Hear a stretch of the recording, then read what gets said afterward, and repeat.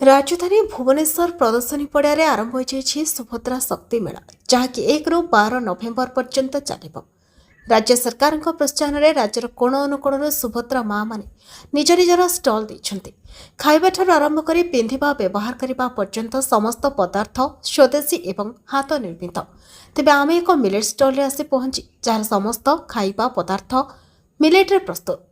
पिठा biscuit सिमेई ठारू आरंभ करी आहुरी समस्त खाद्य पदार्थ जिनिस मिलेट्रे प्रस्तुत।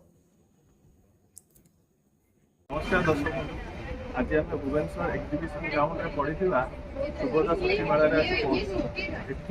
मेला स्टोर आसी पहुंची जार समस्त प्रडक्ट मिलेट्रे प्रस्तुत होती। मांडिया जो आरिसा आरंभ कर नूडल्स को आरंभ कर बिस्कुट को आरंभ कर मिलेट जातीय पदार्थ तैयारी। तेज ए संपर्क में आम अधिक किसी जाना ए स्टल जे ओनर रही ए संपर्क अधिक। नमस्कार, आमे कथा डिस्ट्रिक्ट बांकी जमपड़ा ब्लॉक मेम्बर हिसाब से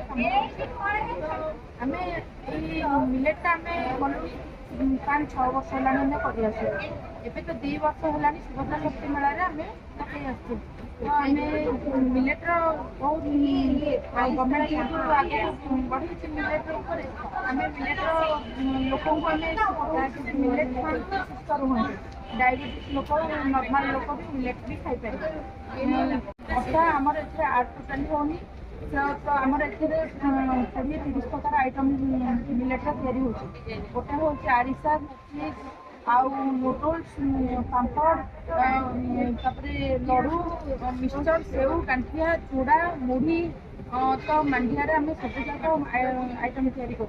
मांडिया बेली खाली मांडिया बेली नुह ये बाजरा जन्हा सब प्रकार आइटम मिसुची। चूना अच्छी बाजरा चूना अच्छी सिमेई आम मैदार सिमेई खाऊले आम मांडिया सिमेई रखुचु। चाउमिन भी मैदार पिला खाया दौचे मांडियार चाउमिन पिला खाया जन जन माँ मैंने कहते ये कला जिन देखा मांडिया आम पिला खाइबे कहीं खाइबेनि यदि आम भलसे जमी सब भेजिटेबल परिवा पकईकि जब आम तैयारी करके देवु तो मांडिया कला ही देखा बाजरा तो गला देखा ना आम लोक बुझे लोक भी से भी नौ।